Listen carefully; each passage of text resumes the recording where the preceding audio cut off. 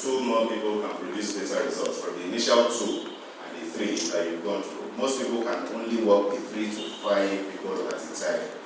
You find out a whole lot of people who have sponsored 4, 5, 10, 20, 30 people can no longer effectively support them, and without, before long, you find quite a number of them losing steam and dropping out of the business. You said even in the armed forces, they only look after 5 people. Talking about the number of people that anyone who handles any responsibility in the armed forces actually effectively supervises directly, 5 people. So only work with more people once the first 5 are self-sufficient. Okay? So I'll just quickly go to the second napkin presentation. We talked about the salesman failure syndrome. And these two are actually interconnected. Okay? It's the mentality that you have to look for people and keep looking for people that makes a whole lot of people.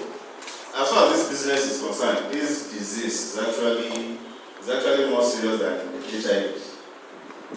The AIDS itself, properly.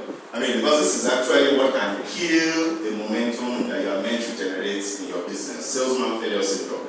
It says that quite a number of people actually come into this industry, especially those who have had sales and marketing experience. And they think that what they have been doing, what they have been used to doing, is actually what they are required to do in this business to succeed. And they usually find out in the wrong way, that it's not what you're supposed to do. Like I said, it's everybody each doing a bit that duplicates and that builds a large organization. Not one person who can do a whole lot and the rest can really not do anything. So usually you would find out that salesmen come in here, and because they have the experience, they have the drive, they have the expertise and all, they are probably able to reach out to a whole lot more people than the rest of the team are able to. And because of that, they get people recruited without properly sponsoring them. And those below them are not able to replicate the same thing that they have been doing, and they are not able to achieve the results. At the end of the day, it frustrates the growth of the entire organization.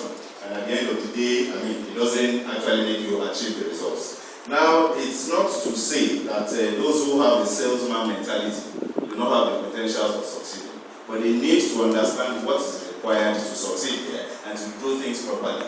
So once that is already established, then it's easier to do. Like I said, why do so many people fail in? They think we're in the sales business, we don't sponsor into direct selling. All I talk about direct selling. Direct selling basically is one particular person turning out volumes and getting income as a result of the volume that you turn out. But basically here, it's about each and every one of us, each doing a bit. We don't want to teach people how to sell. It's not about selling. The truth is, from statistics, a larger percentage of the entire human race do not like sales and marketing. Many of those who do it today as a vocation are doing it basically just for survival. But the interesting thing is that, just like has been said earlier on too, we all actually do sales and marketing, whether we know or want to agree or not. If there's anybody here who is married, I will start from that very basic case. Anybody here who is married, or anybody who has been in a relationship before, and you have sold before. Because before you caught the attention and the interest of the person you dated, you sold yourself. It's a very simple thing. For those who look for jobs, your CV sells you. And the interview you eventually attend, and the way you present yourself, you sell yourself. Okay? So there's virtually nothing you do in this world that does not involve selling. Now, but the point is, yes, your sponsoring involves selling, right? But you are not exactly required to do selling as a primary function for you to succeed here. So basically that's what salesman failure syndrome talks about. Once you come in with the mentality of that number, then you leave those that you have actually initially sponsored. You abandon them and keep going after more without having done the proper and the correct thing.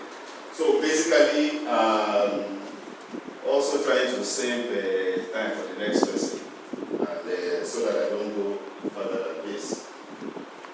I will be rounding up just with this particular place, which explains it all. It says when you have sponsored someone, it does not mean that you have duplicated yourself. What shows that you have duplicated yourself, like I said, is when you have activity responsibility up to your third level. So if it's 2 people initially that you are working with, until they get to their third level, you are not duplicated yourself. Now, the potentials of you duplicating yourself is that you can actually start to earn passively bit by bit, because they start to have a life of their own the moment you have been able to get to that level, when you have taught everybody to do what you are doing. Now, you are not the one who will be responsible to teach the whole organization if you did very well with your foundational members. Now, this is the circle where you have you, is actually you, and the position where you come in. Your responsibility is to sponsor your first level, which in this case is just Joe. You are supposed to teach Joe to also sponsor Jan, like you have there. Then you are supposed to teach Joe to teach Jan to sponsor them. That's exactly what takes you to your third level. And at this stage, you would have done what you're supposed to do. And if this is the approach, from 2 people to 3 to 4, then it makes it easier. Then it makes everybody see the result from day one, and it makes it really, it gives a totally different impression about the way we do this. So at this juncture, I rest like this.